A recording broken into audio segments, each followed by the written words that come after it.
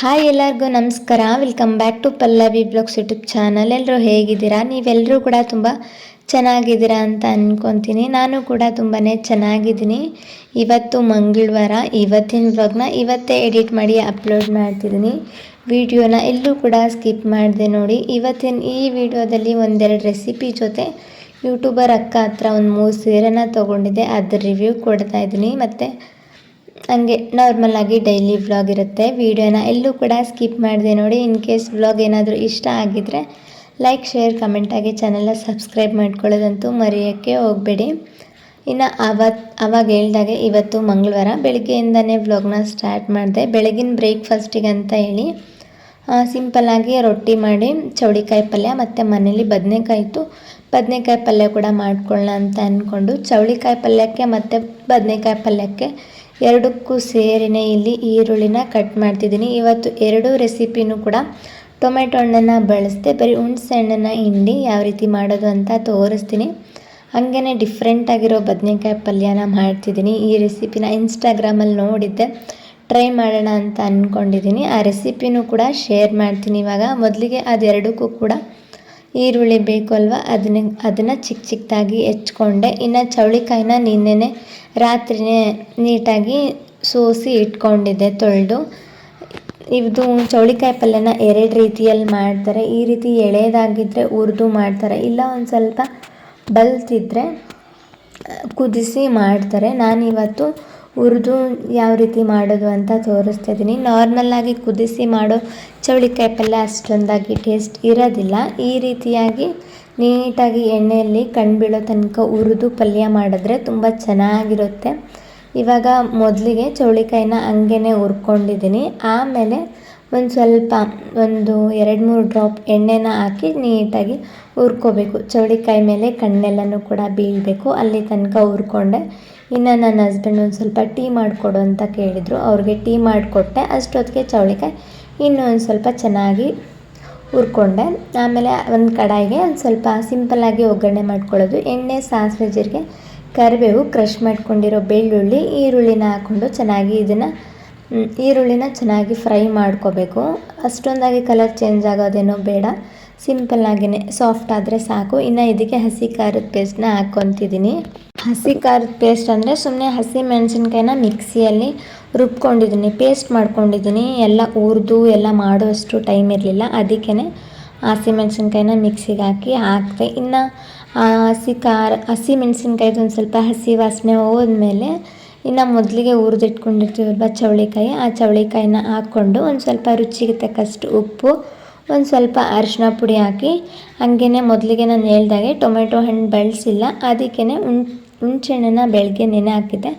ಅದರದ್ದೇ ಒಂದು ಸ್ವಲ್ಪ ಹುಣಸೆ ಹಣ್ಣಿನ ರಸನ ಹಾಕ್ಕೊಂಡು ಒಂದು ಸಲ ಚೆನ್ನಾಗಿ ಇದನ್ನು ಮಿಕ್ಸ್ ಮಾಡಿ ಒಂದು ಲಿಡ್ಡನ್ನು ಕ್ಲೋಸ್ ಮಾಡಿ ಕಂಪ್ಲೀಟಾಗಿ ಇದನ್ನು ಬೇಯಿಸ್ಕೋಬೇಕು. ಇನ್ನು ಈ ಕಡೆಗೆ ಬದನೆಕಾಯಿ ಪಲ್ಯನ ಒಂದು ಸ್ವಲ್ಪ ಡಿಫ್ರೆಂಟಾಗಿ ಮಾಡ್ತಿದ್ದೀನಿ ಅಂತ ಹೇಳ್ದಲ್ವ, ಅದಕ್ಕೇ ಶೇಂಗಾ, ಎಳ್ಳು, ಬ್ಯಾಡಗಿ ಮೆಣಸಿನ್ಕಾಯಿ ಬರುತ್ತಲ್ವ, ಅದನ್ನು ಡ್ರೈ ರೋಸ್ಟ್ ಮಾಡಿಕೊಂಡು ಒಂದು ಪೌಡರ್ನ ಮಾಡ್ಕೊತಿದ್ದೀನಿ. ಈ ರೆಸಿಪಿನ ಇನ್ಸ್ಟಾಗ್ರಾಮಲ್ಲಿ ನೋಡಿದ್ದು, ಮನೇಲಿ ಬದನೆಕಾಯಿ ಇತ್ತು, ಅದಕ್ಕೇ ಟ್ರೈ ಮಾಡ್ತಿದ್ದೀನಿ. ಇದಕ್ಕೂ ಕೂಡ ಸೇಮ್ ಒಗ್ಗರಣೆನೇ. ಒಂದು ಕಡಾಯಿನ ಇಟ್ಕೊಂಡು ಎಣ್ಣೆ, ಆಮೇಲೆ ಸಾಸಿವೆ, ಜೀರಿಗೆ, ಕರಿಬೇವು, ಕ್ರಷ್ ಮಾಡ್ಕೊಂಡಿರೋ ಬೆಳ್ಳುಳ್ಳಿ, ಈರುಳ್ಳಿ ಹಾಕ್ಕೊಂಡು ಇದನ್ನು ಕೂಡ ಚೆನ್ನಾಗಿ ಫ್ರೈ ಮಾಡ್ಕೊಳ್ಳೋದು.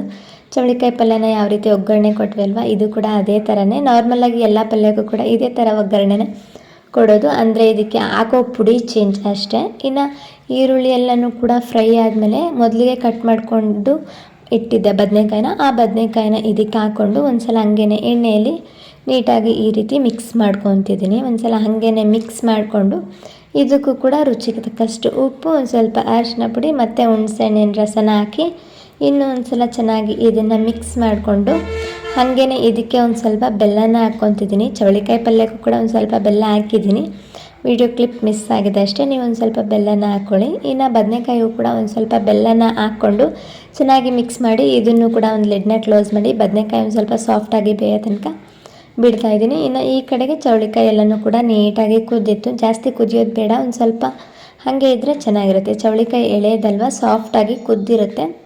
ಇವಾಗ ಇದಕ್ಕೆ ಗುರೆಳ್ ಪುಡಿನ ಹಾಕ್ಕೊತಿದ್ದೀನಿ. ಸಪ್ಪನ ಪುಡಿ ಬೇಕಾದರೂ ಹಾಕೋಬೋದು, ಖಾರನ ಗುರೆಳ್ ಪುಡಿ ಬೇಕಾದರೂ ಹಾಕೋಬೋದು. ನಾನಿಲ್ಲಿ ಖಾರನ ಗುರೆಳ್ ಪುಡಿ ಹಾಕ್ಕೊಂಡಿದ್ದೀನಿ. ಗುರೆಳ್ ಪುಡಿನ ಹಾಕ್ಕೊಂಡು ಚೆನ್ನಾಗಿ ಮಿಕ್ಸ್ ಮಾಡಿಕೊಂಡ್ರೆ ಆಯಿತು. ಸಿಂಪಲ್ಲಾಗಿ ಮಾಡ್ಕೊಳ್ಳುವಂಥ ಚೌಳಿಕಾಯಿ ಪಲ್ಯ ರೆಡಿ ಆಯಿತು.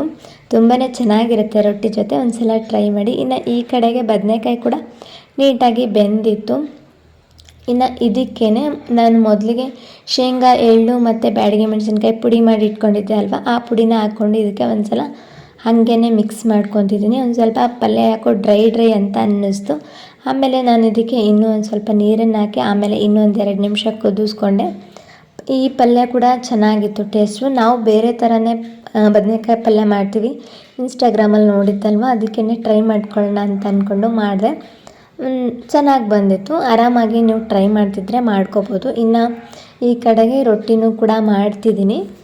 ಬದನೆಕಾಯಿ ಪಲ್ಯ ಮತ್ತು ಚೌಳಿಕಾಯಿ ಪಲ್ಯ ಜೊತೆ ಚಪಾತಿ ಮಾಡಿದ್ರೆ ಅಷ್ಟೊಂದಾಗಿ ಟೇಸ್ಟ್ ಚೆನ್ನಾಗಿರಲ್ಲ.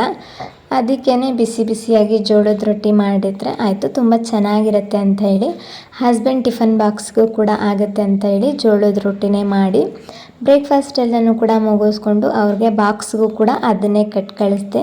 ಚೌಳಿಕಾಯಿ ಮತ್ತು ಬದನೆಕಾಯಿ ಪಲ್ಯನ ಟ್ರೈ ಮಾಡಿ ಯಾವ ರೀತಿ ಇತ್ತು ಅಂತ ಕಮೆಂಟಲ್ಲಿ ತಿಳಿಸಿ. ಇನ್ನು ಬ್ರೇಕ್ಫಾಸ್ಟ್ ಎಲ್ಲನೂ ಕೂಡ ಮುಗಿಸ್ಕೊಂಡೆ. ಹಾಯ್ ಎಲ್ಲರಿಗೂ. ಬೆಳಗ್ಗೆ ವ್ಲಾಗ್ನ ಕಂಟಿನ್ಯೂ ಮಾಡಲಿಲ್ಲ, ಇನ್ನು ಇವಾಗ ಮಧ್ಯಾಹ್ನ ವ್ಲಾಗ್ನ ಕಂಟಿನ್ಯೂ ಮಾಡ್ತಿದ್ದೀನಿ.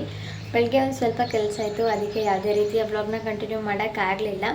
ಇನ್ನು ಯೂಟ್ಯೂಬರ್ ಅಕ್ಕ ಒಬ್ಬರು ಪರಿಚಯ ಇದ್ದಾರೆ, ಅವ್ರ ಹತ್ರ ಒಂದು 3 ಸೀರೆನ ತೊಗೊಂಡಿದ್ದೆ. ಇತ್ತೀಚೆಗೆ ಅವರು ಸೀರೆ ಬಿಸ್ನೆಸ್ನ ಸ್ಟಾರ್ಟ್ ಮಾಡಿದ್ದಾರೆ, ನಾನು ತರಿಸ್ಕೊಂಡಿದ್ದೆ. ಅದಕ್ಕೆ ರಿವ್ಯೂ ಹೇಳೋಣ ಅಂತ ಮತ್ತೆ ವ್ಲಾಗ್ನ ಕಂಟಿನ್ಯೂ ಮಾಡಿದೆ. ಅವ್ರದ್ದು ಇನ್ಸ್ಟಾಗ್ರಾಮ್ ಪೇಜ್ ಕೂಡ ಇದೆ. ಇವಾಗ ಸ್ಯಾರೀಸ್ನ ತೋರಿಸ್ತೀನಿ, ನಿಮಗೆ ಇಷ್ಟ ಆದರೆ ಅವ್ರಿಗೆ DM ಮಾಡ್ಬೋದು. ಅವರು ಆರಾಮಾಗಿ ನಮಗೆ ಸ್ಯಾರಿನ ಕಳಿಸ್ಕೊಡ್ತಾರೆ. ಅದು ಅಫೋರ್ಡಬಲ್ ಪ್ರೈಸಲ್ಲೇ ಇರುತ್ತೆ. ನಿಮ್ಗೆ ಯಾರಿಗಾದ್ರೂ ಇಷ್ಟ ಇದ್ದರೆ ತೊಗೋಬೋದು. ಇವಾಗ ಸ್ಯಾರೀಸ್ನ ತೋರಿಸ್ತೀನಿ. ಮೊದಲನೇದಾಗಿ ಈ ಮೆರೂನ್ ಕಲರ್ ಮತ್ತು ಪಾಚಿ ಗ್ರೀನಲ್ಲಿರುವಂತಹ ಸ್ಯಾರಿ, ಈ ಸೀರೆ ಅಂತೂ ತುಂಬಾ ಚೆನ್ನಾಗಿದೆ ಮತ್ತು ಕಡಿಮೆ ಪ್ರೈಸು. ಇದಕ್ಕೆ ನಾನು ಕೊಟ್ಟಿದ್ದು ಬರೀ 900 ರೂಪಾಯಿ. ಸ್ಯಾರಿ ಅಂತೂ ತುಂಬಾ ಚೆನ್ನಾಗಿದೆ, ಉಟ್ಕೊಂಡಾಗಲೂ ಕೂಡ ಅಷ್ಟೇ, ಉಟ್ಕೊಳ್ಬೇಕಾದ್ರೂ ಕೂಡ ಈಸಿ ಇರುತ್ತೆ, ಸಾಫ್ಟಾಗಿ ಚೆನ್ನಾಗಿದೆ, ಒಂಥರ ಆರಾಮಾಗಿ ತೊಗೋಬೋದು. ನಿಮ್ಗೆ ಯಾರಿಗಾದ್ರೂ ಇಷ್ಟ ಇದ್ದರೆ ಈ ಫೋಟೋನ ಅವ್ರಿಗೆ ಕಳಿಸಿದ್ರೆ ಅವ್ರು ನಿಮಗೆ ಇದೇ ಥರ ಸ್ಯಾರೀಸ್ ಏನಾದರೂ ಇದ್ದರೆ ನಿಮಗೆ ಅವರು ಕಳಿಸ್ತಾರೆ ಕಡಿಮೆ ಪ್ರೈಸ್ಗೆ. 900 ರೂಪಾಯಿಗೆ ಇವಾಗಿನ ಕಾಲದಲ್ಲಿ ಏನು ಬರುತ್ತೆ ಹೇಳಿ, ಅಂಥದ್ರಲ್ಲಿ ಇಷ್ಟು ಚೆನ್ನಾಗಿರೋ ಸೀರೆ ಬರ್ತಿದೆ ಅಂದರೆ ಆರಾಮಾಗಿ ಕಣ್ಮುಚ್ಕೊಂಡು ತೊಗೋಬೋದು. ನಾನಿಲ್ಲಿ ಸ್ಕ್ರೀನ್ ಮೇಲೆ ಅವ್ರದ್ದು ಚಾನಲ್ ಕೂಡ ಇದೆ ಅಂತ ಹೇಳಿದೆ ಅಲ್ವಾ, ಖುಷಿ ವ್ಲಾಗ್ಸ್ ಅಂತ. ಅವ್ರ ಹೆಸರು ಅನಿತಾ. ಖುಷಿ ವ್ಲಾಗ್ಸ್ ಅಂತ ಅವ್ರ ಚಾನಲ್ ಇದೆ. ಮತ್ತು ವಾಟ್ಸಪ್ ನಂಬರ್ನು ಕೂಡ ಸ್ಕ್ರೀನ್ ಮೇಲೆ ಹಾಕಿರ್ತೀನಿ. ನಿಮ್ಗೆ ಯಾರಿಗಾದ್ರೂ ಇಷ್ಟ ಆಗಿದ್ದರೆ ಅವ್ರಿಗೆ ವಾಟ್ಸಪ್ಪಲ್ಲಿ ಮೆಸೇಜ್ ಮಾಡಿ, ಅಥವಾ ಇನ್ಸ್ಟಾಗ್ರಾಮಲ್ಲಿ ಖುಷಿ ಕಲೆಕ್ಷನ್ಸ್ ಅಂತ ಒಂದು ಇನ್ಸ್ಟಾಗ್ರಾಮ್ ಪೇಜ್ ಇದೆ, ಅಲ್ಲೂ ಕೂಡ ನೀವು ಅವ್ರಿಗೆ ಮೆಸೇಜ್ ಮಾಡ್ಬೋದು. ಅವರು ನಿಮಗೆ ಸ್ಯಾರೀಸ್ ಫೋಟೋನ ಕಳಿಸ್ತಿರ್ತಾರೆ, ತುಂಬ ಚೆನ್ನಾಗಿರುತ್ತೆ. ಇನ್ನು ಸೆಕೆಂಡ್ ಸೀರೆ ಬಂದುಬಿಟ್ಟು ಇದು ಪಾರ್ಟಿ ವೇರ್, ನೈಟ್ ಹೊತ್ತು ಉಟ್ಕೊಳ್ಳೋಕ್ಕೆ, ಪಾರ್ಟಿ ಏನಾದರೂ ಇರುತ್ತಲ್ವ ಆವಾಗ ಉಟ್ಕೊಳ್ಳೋಕ್ಕೆ ಚೆನ್ನಾಗಿರುತ್ತೆ.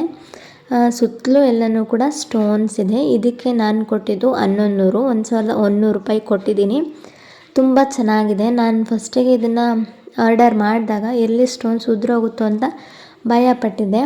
ಅಕ್ಕ ಕೂಡ ಹೇಳಿದರು ಸ್ಟೋನ್ಸ್ ಏನು ಉದುರೋಗಲ್ಲ ಪಲ್ಲು, ತುಂಬ ಚೆನ್ನಾಗಿದೆ ಸೀರೆ. ನಾನು ಕೂಡ ನೋಡಿನೇ ತೊಗೊಂಡು ಬಂದಿದ್ದೀನಿ, ಸ್ಟೋನ್ಸ್ ಒಂದೂ ಹೋಗಿಲ್ಲ ಅಂತ ಹೇಳಿದರು. ಅದಕ್ಕೆ ತರಿಸ್ಕೊಂಡೆ. ತುಂಬ ಚೆನ್ನಾಗಿದೆ. ನಾನು ಆಲ್ಮೋಸ್ಟ್ ತರಿಸಿ 1 ವಾರದ ಮೇಲೇ ಆಯಿತು. ಆವತ್ತೇ ರಿವ್ಯೂ ಕೊಡಬೇಕಾಗಿತ್ತು. ಬ್ಲೌಸ್ನ ಸ್ಟಿಚ್ ಮಾಡಿಸಿ ಕೊಡೋಣ ಅಂತ ಅಂದ್ಕೊಂಡೆ, ಬಟ್ ಇನ್ನು ಬ್ಲೌಸ್ ಸ್ಟಿಚ್ ಮಾಡ್ಸೋಕ್ಕೆ ಲೇಟ್ ಇತ್ತು. ಅದಕ್ಕೇ ಇವಾಗಲೇ ರಿವ್ಯೂ ಕೊಟ್ಟೆ. ತುಂಬ ಚೆನ್ನಾಗಿದೆ ಸೀರೆ ಮಾತ್ರ.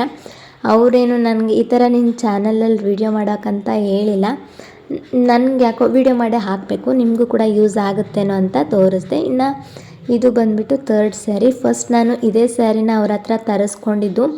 ಇದ್ರ ಪ್ರೈಸ್ ಬಂದುಬಿಟ್ಟು ಬರೀ 600 ರೂಪಾಯಿ. ಈಗ ಇದೇ ಥರ ಸೀರೆನ ರಮ್ಯಾ ಸಿಸ್ಟರ್ ಅಂತ ಇದ್ದಾರೆ, ಅವರು ಕೂಡ ಯೂಟ್ಯೂಬ್ ವ್ಲಾಗ್ ಮಾಡ್ತಾರೆ, ಅವ್ರು ತರಿಸ್ಕೊಂಡಿದ್ರು. ನನಗೆ ಅದೇ ಥರದ್ದು ಬೇಕಾಗಿತ್ತು. ಅವ್ರ ಹತ್ರ ಕೇಳಿದಾಗ ಅದೇ ಕಲರ್ ಇದೆ, ಬಟ್ ಒಂದು ಸ್ವಲ್ಪ ಪ್ಯಾಟರ್ನ್ ಮತ್ತು ದಡಿ ಎಲ್ಲನೂ ಕೂಡ ಚೇಂಜ್ ಆಗುತ್ತೆ ಅಂತ ಆವಾಗ ಈ ಫೋಟೋ ಕಳಿಸಿದ್ರು. ತರಿಸ್ಕೊಳ್ಳೋಣ ಅಂತ ಫಸ್ಟಿಗೆ ನಾನು ಇದೇ ಸೀರೆನೇ ತರಿಸ್ಕೊಂಡಿದ್ದು. ಅದಾದಮೇಲೆ ಅವು 2 ಒಟ್ಟಿಗೆ ತರಿಸ್ಕೊಂಡಿರೋದು. ಈ ಸೀರೆ ಕೂಡ ಅಷ್ಟೇ, ಕ್ವಾಲಿಟಿ ತುಂಬ ಚೆನ್ನಾಗಿದೆ. ನಿಮ್ಗೆ ಯಾರಿಗಾದ್ರೂ ಇಷ್ಟ ಇದ್ದರೆ ತೊಗೋಬೋದು. ಹಾಗೆಯೇ ಈ ವಿಡಿಯೋ ಯಾವುದೇ ಥರದ ಪೇಯ್ಡ್ ಪ್ರಮೋಷನ್ಸ್ ಅಂತೂ ಅಲ್ಲವೇ ಅಲ್ಲ. ಅಕ್ಕ ನನಗೆ ಚಾನಲ್ ಸ್ಟಾರ್ಟ್ ಮಾಡಿದಾಗಿಂದನೂ ನನ್ನ ವೀಡಿಯೋಸ್ ನೋಡಿ ಸಪೋರ್ಟ್ ಮಾಡ್ತಿದ್ದಾರೆ.